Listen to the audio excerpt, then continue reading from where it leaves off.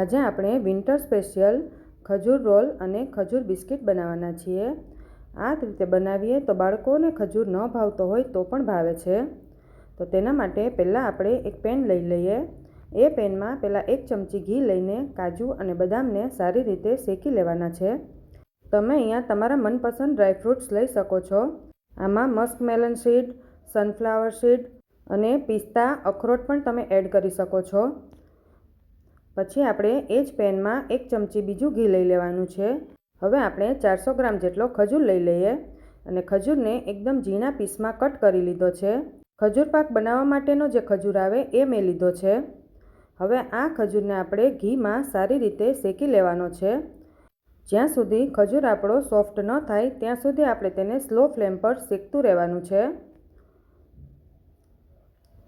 ગેસની flame high નથી રાખવાની। 5 થી 7 મિનિટ થશે એટલે ખજૂર આપણો આ રીતે એકદમ ભેગો થઈ જશે અને એકદમ સોફ્ટ પણ થઈ જશે। પછી કાજુ બદામ જે શેક્યા હતા તેનો મેં ભૂકો કર્યો છે। તમે ઝીણા પીસમાં કટ પણ કરી શકો છો। અને 3 ચમચી જેટલું કોપરું એડ કરી દઈએ। પછી તેને સારી રીતે મિક્સ કરી લેવાનું છે। ડ્રાયફ્રૂટ્સ બધા સારી રીતે મિક્સ થઈ જાય પછી તેને 2 થી 3 મિનિટ માટે ઠંડુ થવા દઈએ।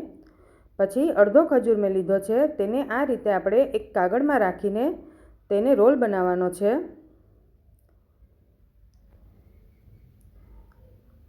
આપણો રોલ તૈયાર થઈ ગયો છે। તો હવે તેના ઉપર આપણે થોડું ખસખસ લગાવી દઈએ।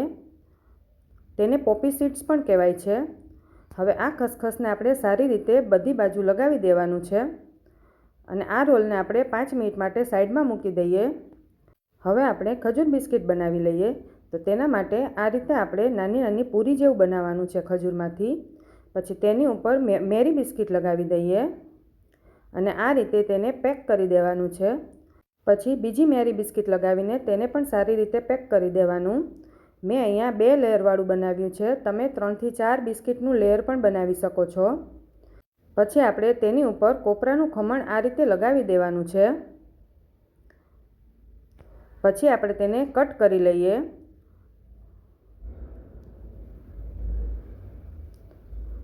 અંદરથી જોઈએ તો સરસ લેયર દેખાય છે। આ રીતે બાળકો બિસ્કિટને લીધે પણ ખજૂર ખાય છે।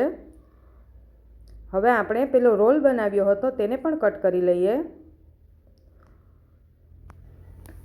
તો તૈયાર થઈ ગયો છે આપણો ખજૂર ડ્રાયફ્રૂટ રોલ અને ખજૂર બિસ્કિટ। વિન્ટરમાં ખજૂર આપણા હેલ્થ માટે ખૂબ જ સરસ છે। તો તમે પણ ઘરે જરૂરથી ટ્રાય કરજો। વિડીયો ગમે તો લાઈક, શેર, સબસ્ક્રાઈબ કરજો।